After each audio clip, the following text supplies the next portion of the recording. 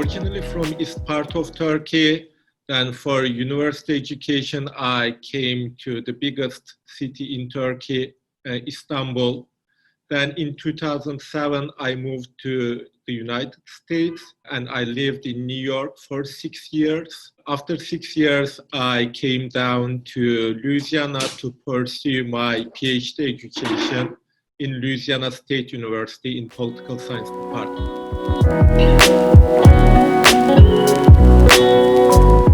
Big cities have some problems and of course advantages. You have to face with pollution, huge traffic problem, and so on. And at the same time, it has big advantages. I mean, a multicultural arena for a teenage, for a university student to be in is a great advantage. And it inspired me a lot, both Istanbul and New York in that way. When I moved from Istanbul to New York, it was a big change for me. But when I moved from New York to Baton Rouge, it was a bigger change. I mean, New York and Istanbul more similar to each other comparing to New York and Baton Rouge. Both of them are big cities, multicultural arenas. Of course, New York is more and more multicultural comparing to Istanbul. But I got used to living in big cities like New York before I came to New York. So it was a big arena for me to improve myself in that years. Istanbul has many advantages, many art galleries, many music studios, many activity event environment for you to improve yourself as a university student. All of them was the advantages of Istanbul, that multicultural area. You may know many people from different parts of the world in Istanbul. At the same time, of course, as a teenage, you have too many problems in a big city. I mean, you are coming from a small city and you really have shock in your first year, but you are also learning, improving yourself with these challenges.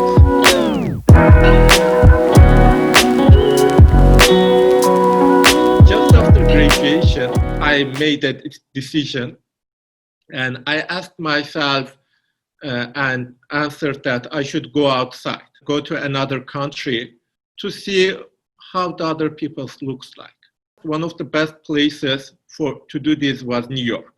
I mean, as a multicultural area, you can meet an Arab person and a Jewish person at the same time in the same neighborhood was New York. There are some other places, but one of the best options was New York at this time. First, I started a language school, then I started a graduate school in a political science department in New York. Then I worked for several different nonprofit organizations. So the life went on for me. But New York put me a lot, let me say. I mean, contribute my behavior, my attitudes a lot. I met too many people from different races, nations, religions. In Turkey, 99% of the people are Muslim. But in New York, I met Jewish people, Christian people, Buddhist people, atheists, Muslims, different sections of Muslims. I learned a lot from each of them, one by one. So it was a great adventure for me.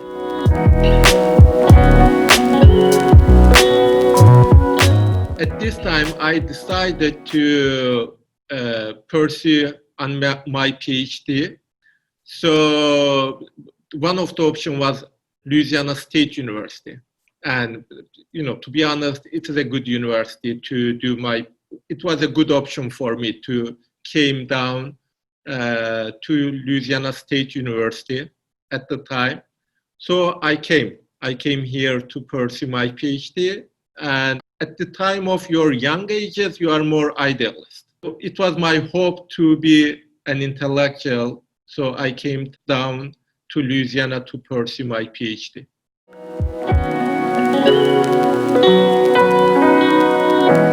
Before I came here in New York, I was very well aware that multicultural environments are important. Polarization is kind of creating big problems. It is one of the biggest problems of the contemporary world. So we have to do something to decrease polarization in our community. It doesn't matter. It can be New York, Istanbul, Elazığ, my home city, or Baton Rouge. So when I came down here, I found an organization inspired by a global movement, Hizmet movement, which I was part of. I was familiar to, and they were doing great job. They were doing dialogue activities. So immediately I became very active. Just 4 or 6 months later, after I came here, I became the board member, one of the board members.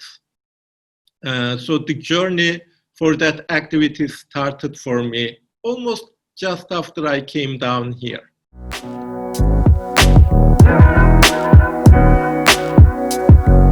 It serves as a community center for a small group, small Turkish language speaking communities in Louisiana. Second, it promotes interfaith dialogue activities. In this regard, it organizing reading clubs, dinners, Abrahamic traditions dinners, Ramadan dinners, discussion groups, spiritual conversations, and so on. It also serves as an intercultural dialogue center. I purposely differentiate interfaith and intercultural dialogue from each other. As an intercultural dialogue center, it organizes festivals, art classes, cooking classes, and so on.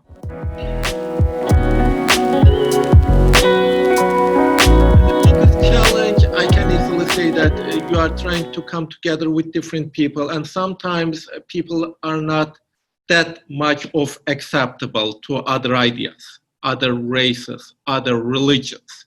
So they may react.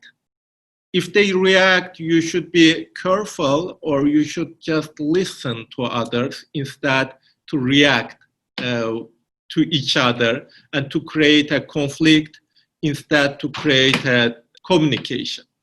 So in each of our events or in each of our activities, we are trying to create a communication, not a conflict zone.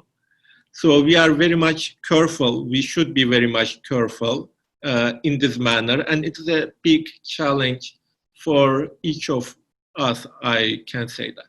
I am a Muslim, and from some other Muslim groups, somebody can come to me and say that, why do you talk with Christians or Jewish or Buddhist, atheists? I mean, they are just not one of us. We can come together among each other and we can share our culture together, but just, don't come with them together a lot. They cannot be your friend, and so on. So all of them are based from biases, prejudices, not respect to other ideas. You can talk any of them or each of them at the same time. But it is a big challenge.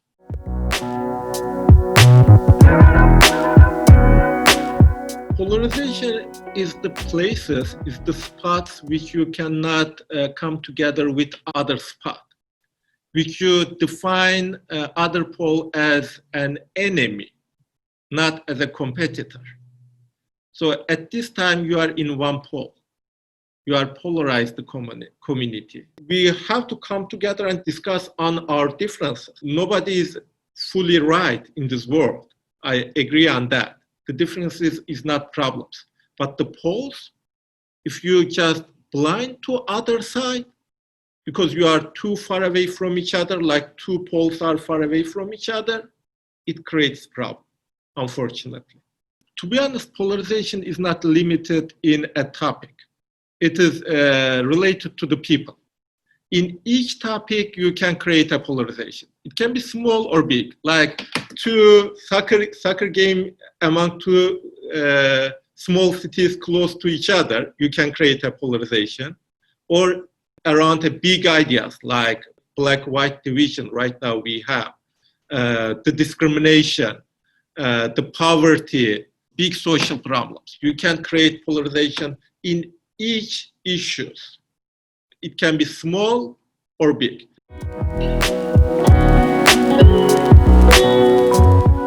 In Turkey, one of the biggest issues is kind of national problems between Kurdish people and Turkish people, which Turkey had to deal for a long time.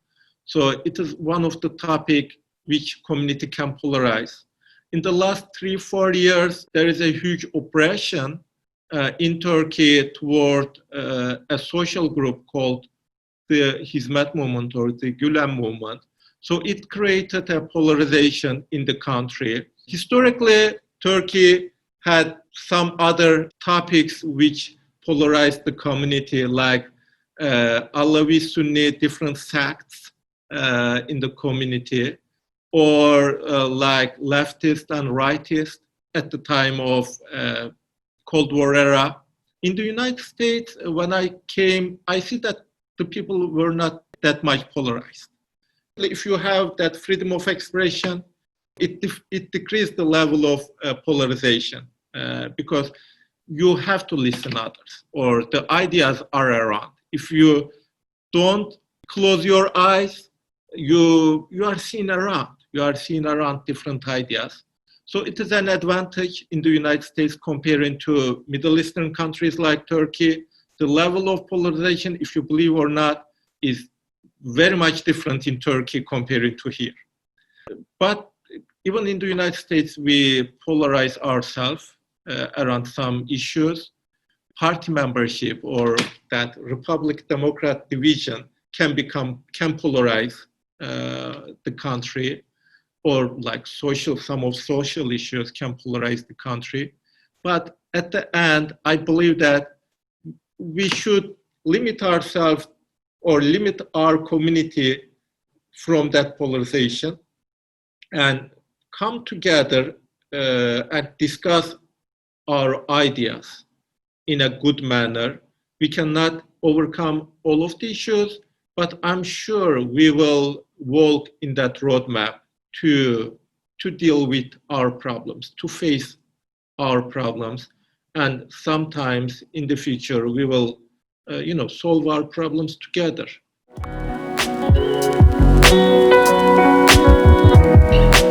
Let me start with the advantages.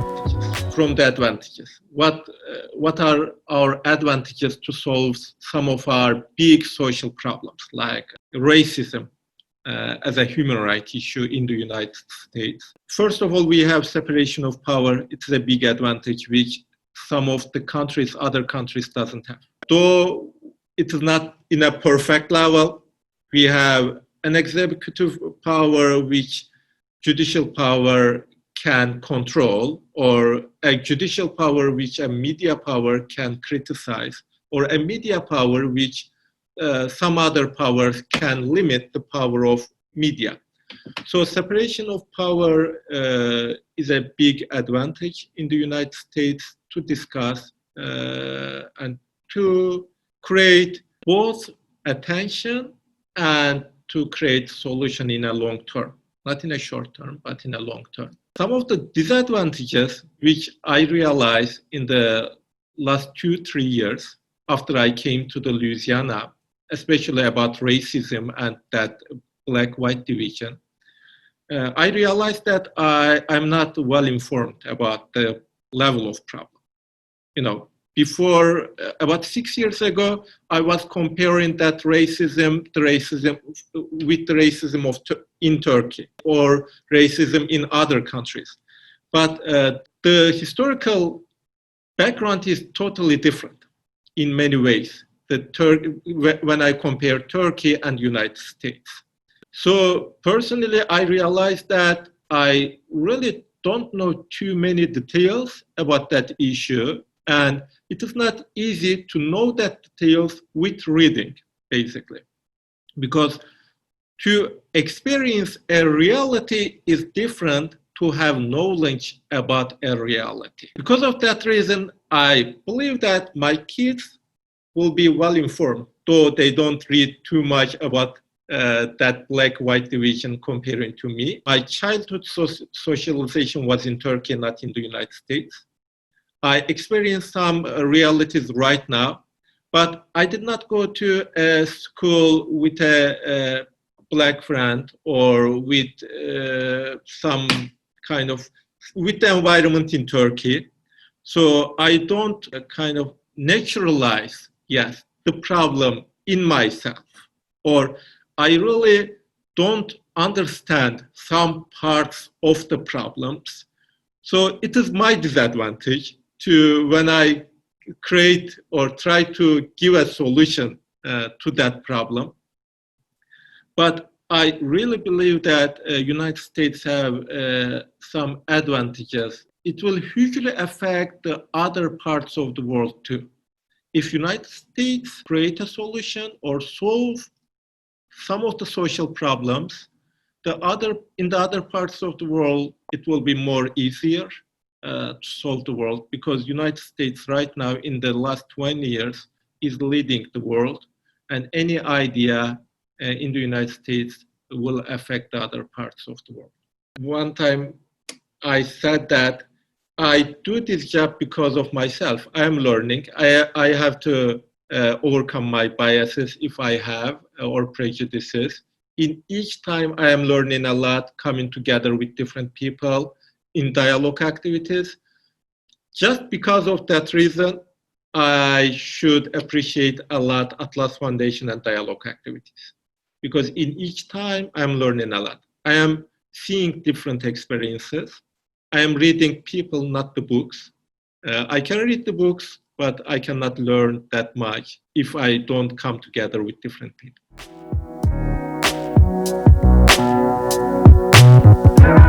For the future, it is obvious that we are kind of turning to a new era because of that social media, because of not just social media, but because of that virus and quarantine.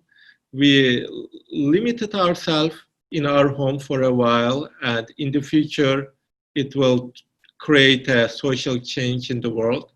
I think all of us has to adapt that new reality. So it will be a challenge for all of us. And in our work at Atlas Foundation, we are more concentrated on interfaith group at the beginning. Then we added a new area as an intercultural dialogue. So we put another level to this base, to that interfaith base. Right now, we can add a kind of, in my opinion, we can add another level on top of that, like racial dialogue. It is a need in the United States. And like I said, if we decrease the polarization in this area, I know that in the United States, we have too many advantages to walk forward, let me say, walk further, to put some steps for the solution. So as a next challenge, we should put another level to that dialogue activities after interfaith and intercultural dialogue as the dialogue between different races. As a personal way, I think it is my duty. I believe myself after now I will do more because I want to learn more. It is a kind of a new area for me. I am interested in and reading right now more comparing to 2 years ago. But it shouldn't be limited with myself. As a community, as a dialogue activity, systematically, we should do something to create a dialogue and to decrease polarization, hopefully, in this manner.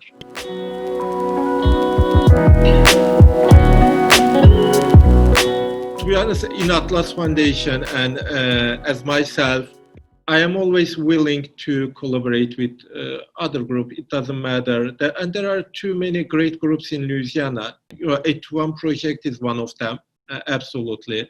Together, Baton Rouge, Interfaith Federation. All of them are great groups and doing great jobs for dialogue. We are always doing one-by-one communication and collaboration with other groups.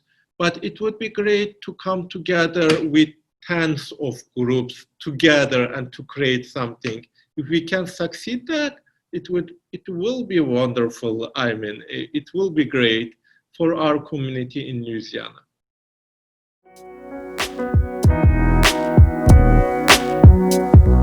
To be honest, I feel very lucky to be here in this time period, because in the last 5 years especially, the situation in Turkey is kind of, you cannot even imagine. There are too many people imprisoned just because of their ideas. There are teachers, medical doctors, bureaucrats, diplomats, from every segment of the country, women and men, from different cities, from different professionals. So when especially in the last 5 years, like I said, I sit my chair and ask myself, I should be very thankful because I am living in a free country. I can freely talk about social injustices. I can freely talk about the problems of immigrants. I can freely talk about the economic problems or economic injustices in my community. Economic and social problems are everywhere, but we should first criticize the level of human rights issues, I think, is biggest problems. We should have freedom of expression. If there is any limitation in front of that, which we don't have too many in the United States, but it will be a big problem. We should be careful on that. If we have, freedom of religion, for example, the basic facts, but these are the important parts. We should be careful not to lose them. I'm trying not to be kind of emotional because of the last events, but it is not related to the last events. The polarization, especially related to races and racism itself, I think is the biggest problem in the United States. And we should really do something in this manner, for this manner. We should do something immediately. I mean, not wait another 2 years to lose some other lives for a solution, or not wait another 5 years and have some other problems before we have solutions. We need an immediate action as soon as possible. And it is not just related to economy. It is not just related to some of the social problems. It is a combination of problems. It is not a kind of individual problems. It is also a systemic problems. It is a family problem. It is a neighborhood problem. It is a city problem, state problem, and it is a country problem. So we should come together a lot, think together a lot, and have solution together, hopefully, as soon as possible. If there is a solution in the United States, it will lead the other countries. United States is leading the world ideologically in the last 20 years, and it is important that we come together and try to have a solution. It might not be a perfect world, or maybe won't be. There isn't any possibility to have a perfect world, but it is important to have a solution method as soon as possible for the people of the United States and, like you said, for the world, maybe.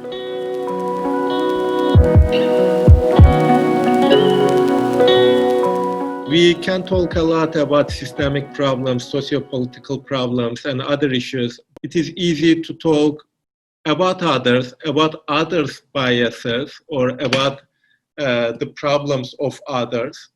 So for myself, I am willing, and I struggle a lot if I have any problems, to see that problems and to be brave enough to try to overcome that problem. It may be a bias, it may be a prejudice, it may be a mistake, but in the life, I promise myself each time, each day even, I will be brave enough to struggle.